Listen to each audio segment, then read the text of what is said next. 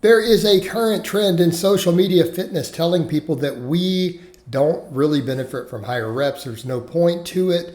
It doesn't help with hypertrophy, doesn't help with strength so much when compared to lower reps, and that we shouldn't go over 8 reps. Hey everybody, it's Jason Blaha here, and I thought I would chat with you guys and gals a little bit about this today. And this is to me a ludicrous statement. And the reason I say this is because I've run the full gamut of stuff. I'm very familiar with a lot of these various starting strength models, all this stuff. I promoted 5x5s early on for novices. I've also run conjugate. And I've done a lot of different methods to get jacked and strong. And I mean, all things considered, for a 48-year-old guy, as you guys see here, I'm reasonably jacked and strong. Okay, but I have clients who are bigger and stronger than me, a lot of them. And you guys have seen quite a few of them over the years. You've seen some of my clients squat and deadlift over 600 pounds, plenty of them benching over 400 while being fairly lean. So we're not talking about fat guys. Okay, so when it comes to this topic, I find some of this ludicrous. Keeping in mind, I talked about strength. I didn't even get into hypertrophy. I think for strength, 20 and 30 rep sets are useful. Oh, I said it. You just guys watched me, by the way, squat 500 pounds as an old man with a gray beard with no sleeves on, telling you I think 30 rep sets help plenty with strength. Okay? My opinion as a coach. So here's the thing. I lift heavy. I believe we should lift heavy. You guys are watching me do training maxes right here on some awkward lifts too. Close grip benching like that. Deficit pulls like a 550, right? I'm doing some hard stuff. I believe in lifting heavy. But if we're going to lift heavy, then we need to lift heavy. Like if you're saying, hey, I'm trying to get the most neural drive, then you need to be moving some big weights, not a weight you can do 5 or 6 times. Okay? I don't even consider 5s to be true powerlifting training if you're trying to get really strong. Falls into more assistance exercises. And I think stuff has 3 and 5s and stuff has a good place for assistance work. Absolutely. Absolutely. But as far as your hypertrophy, no. Not the best. I'm not saying it can't be used. It's not efficient. Because here's the thing with heavy work. It beats you up. You have to limit the amount of heavy work you can do. Notice me doing all this speed work with light weights here in the middle too. So when we start messing with conjugate type stuff, what's your training look like? And again, Westside produced some really jacked dudes, but was the strongest gym on earth. So what do you see?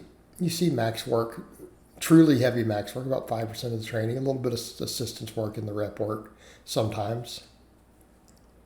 See speed work in the doubles and triples with lightweight, short breaks. But then what do? Everything's reps, reps, reps. 10s, 15s, 20s, 30s, 50s. I train like that. And that's what I'm saying. When it comes to hypertrophy, yeah, volume does matter. Don't let anyone tell you volume doesn't matter. And I'm not saying mechanical tension is not a major driver of hypertrophy. It is. But we can get through mechanical tension through volume, through work sets. A 20 rep set taken to failure, you're going to get mechanical tension. Plus, we're doing the other stuff first anyways. So that's the thing I would always point out. On a good training system, you're not standing around doing 4 sets of 8. You should be doing really heavy work at the start or really explosive work at the start. You should be doing something explosive or powerful, whether it's speed work or plyometrics, or you should be lifting really heavy weight, like maxes. One or the other. Okay, what happens with that? We already get to where we get some attenuation of the upper threshold muscle fibers. It'll make your rep work more efficient. If you do that first, you can come in and do a bunch of 10s. You can do a bunch of 15s. Okay? That stuff doesn't beat you up the same. People say, well, it creates fatigue. It does create fatigue, but are you in shape or not? And I think this is a take-home message that we have to talk about with this. Right? People will say, well, you can't come in and do 15 sets of 10 to 20 reps after doing that other stuff. Really? Tell me I can't come in and do 20 sets of that, of hard sets in the 10 to 20 rep range and recover afterwards? Well, maybe your diet sucks. Maybe you're not in shape. Maybe you need to get your cardio and conditioning up. Sounds like you're out of shape. Sounds like you eat a junk food diet. Sounds like you don't sleep. Build your work capacity, be my point. Because the heavy work beats us up. So this other stuff will help us get more efficient with those later sets. So no, I don't tell people come in and do a bunch of 10s. No, you need some heavy or some explosiveness at the start, one or the other. Okay.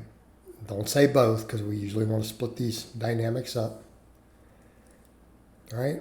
And then afterwards, you do your rep work. But you got your tension from the other stuff, your real tension. You're still going to reach that same mechanical tension later that you want on the muscle fibers with the fatigue work later, if they're truly challenging sets. Okay. So what I'm saying is this idea of not going over 8, so you do everything 5 to 8, you're going to get beat up. You're not going to be able to put in the same training volumes. It's going to start beating your joints up.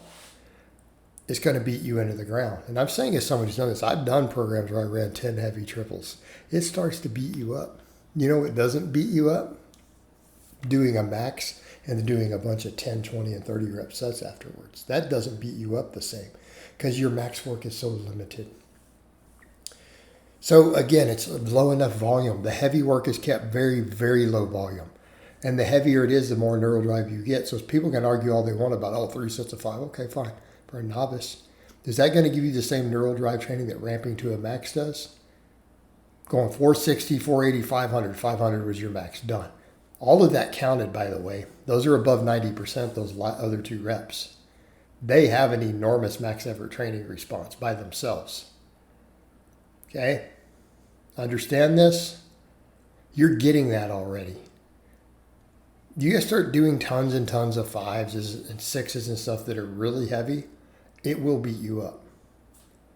Yeah, you get some metabolic fatigue from the other stuff if you go higher, but you're going to get jacked from it. And again, why can't you recover? People say, well, you've got the calcium ion fatigue, you got all this other stuff. Okay, but it's still easier on your body. You're not getting beaten into the ground. We can get strong with a small amount of truly heavy work. All this other training volume will get you jacked. And it will do so in a way that doesn't beat your joints up. It doesn't beat your tendons up. So yeah, you're going to notice me doing a bunch of 10s, or actually those pullovers were 30. You see some 10s and 12s, even some 30s and stuff in there. Okay? And yeah, you can come in and take bands and small exercises and do bunches of 20 and 30 rep sets. You come in and do 10 sets of 30 of a small movement that's easy to recover from. Okay?